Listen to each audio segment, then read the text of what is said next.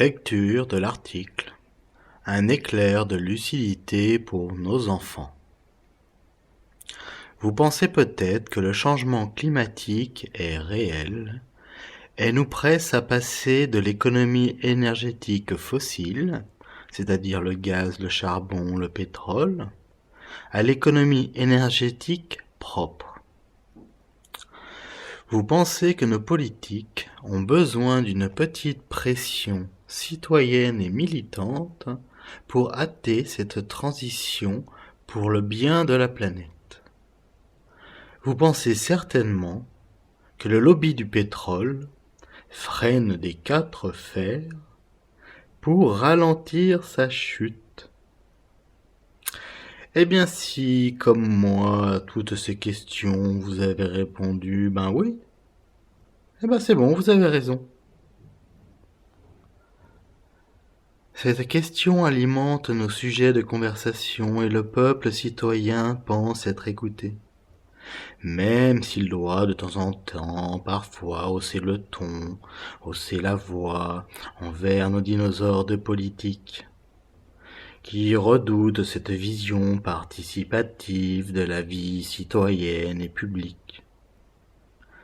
Belle invention du XXIe siècle de la conception qu'en a ce siècle du progrès.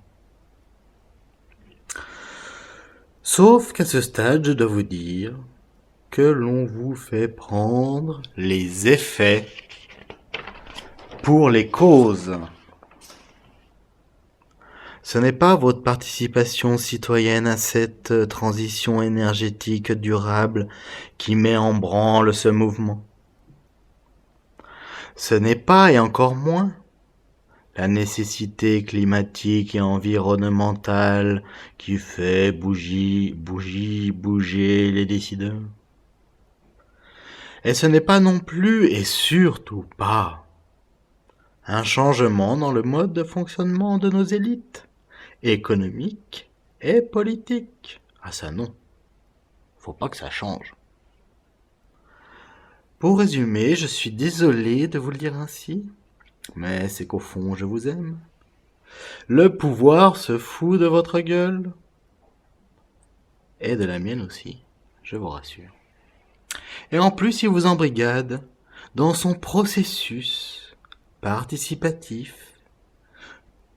que vous allez payer à la fin, comme toujours. Il fait juste changer de couleur. Une plus sympa. La matraque qui vous exploite. Pour vous l'expliquer, de manière plus posée, je reviens à la réalité scientifique, celle des faits, du réel, de ce qu'on peut toucher. Les études scientifiques spécifiques à ce marché de l'énergie fossile ont été réalisées depuis des décennies.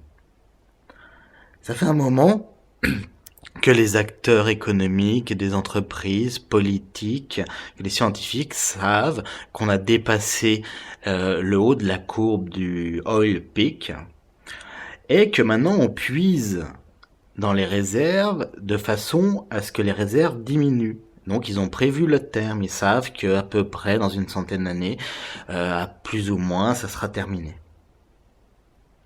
Toutes ces prévisions sont réactualisées de manière scientifique selon les nouvelles découvertes, les nouveaux procédés, etc., etc.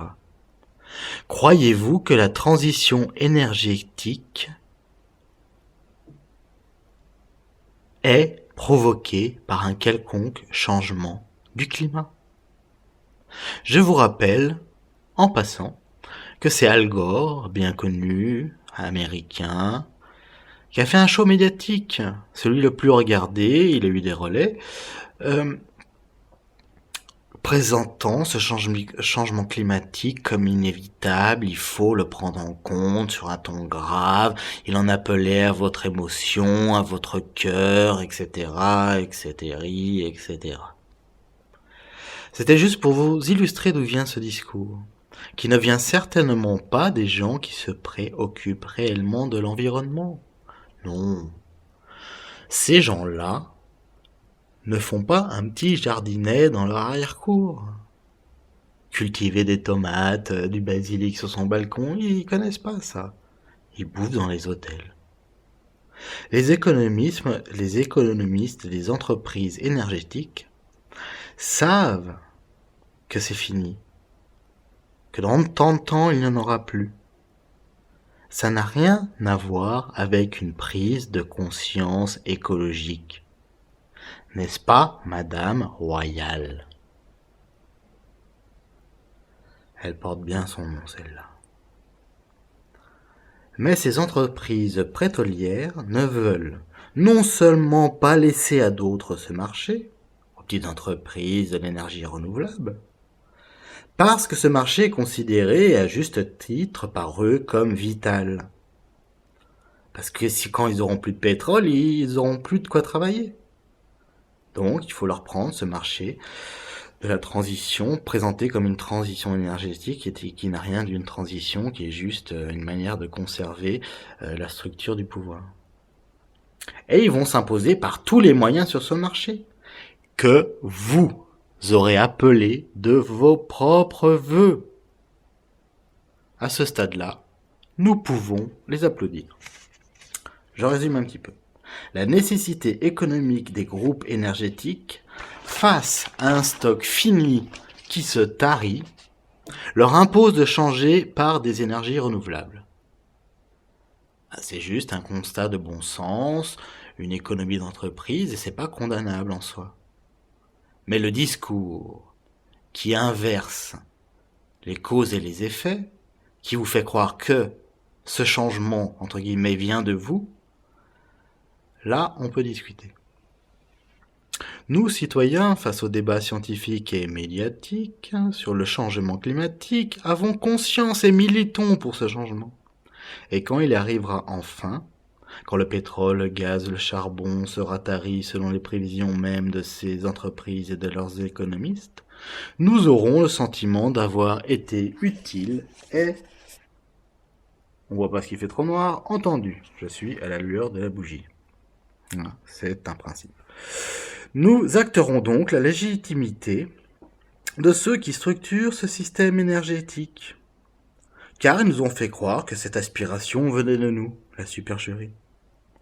Votre conscience écologique est, du verbe être, leur nécessité économique conservatrice.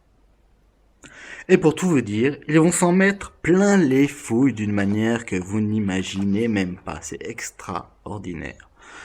Vraiment, bravo, ils sont super intelligents. Parce que notre énergie sera un poil plus chère. C'est pas grave, nous, notre petite facture, on verra pas grand-chose comme d'habitude. Sur des millions de personnes, je vous laisse imaginer le calcul des bénéfices. Et de plus, la production de cette énergie nouvelle, ça va pas prendre beaucoup de travail. Il va falloir investir, mais les bénéfices pétroliers sont là pour ça. Et on va pas pleurer sur eux. Et après, le transport, mais les infrastructures sont déjà là. Des petites machines, des petits machins, des adaptateurs, etc. Mais c'est pas comme du pétrole qu'il faut ramener de l'autre bout du monde, qu'il faut raffiner et transporter, voilà. Et la source, le stock, est non seulement inépuisable, enfin, il y en a au moins pour 4,5 milliards d'années, donc on a le temps de voir, et gratos. Qui paye le soleil, qui paye le vent, qui paye le courant de l'eau? Personne. Enfin, nous, mais à leur bénéfice. La révolution verte a tout de la communication, le mensonge pour fondement. Y a quoi à la télé ce soir, hein? Ah, il nous fait chier celui-là, nous dire la vérité. Gratuitement. Le but de la manœuvre est de conserver le marché, de multiplier les bénéfices sur le dos des générations actuelles et futures, de les enfumer et de faire croire qu'ils participent et que cela vient d'eux-mêmes. Nous pourrons même pas dire à nos enfants que nous avons accepté d'endosser la responsabilité de cette avancée sans précédent du marché essentiel de l'énergie. car nous aurons pensé faire avancer positivement cette même structure. Cette même structure, cause de toutes les guerres passées, présentes et futures. C'est pour les intérêts énergétiques de ces marchés, de ces acteurs qui s'en mettent plein les fouilles, que nous tuons des enfants, mais on nous dit qu'on va les sauver. On va là-bas pour des buts humanitaires. Menteurs médiatiques, communicants politiques. La vérité est que vous vivez à crédit du sang des humains que vous tuez pour votre énergie. Et vous dites que c'est le citoyen le coupable. Eh ben oui, mon gars, change de comportement, hein? T'es pas responsable. C'est ta faute. Tu gaspilles l'énergie. C'est en ton nom qu'on va tuer ces enfants. Pour l'énergie que tu consommes mal. Nous sommes juste des intermédiaires. On n'est pas responsable.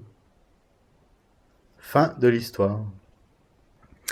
Alors, pour cette problématique, si ça vous intéresse, la problématique de fond, hein, qui est en fait la problématique du discours et du réel, de leur tension,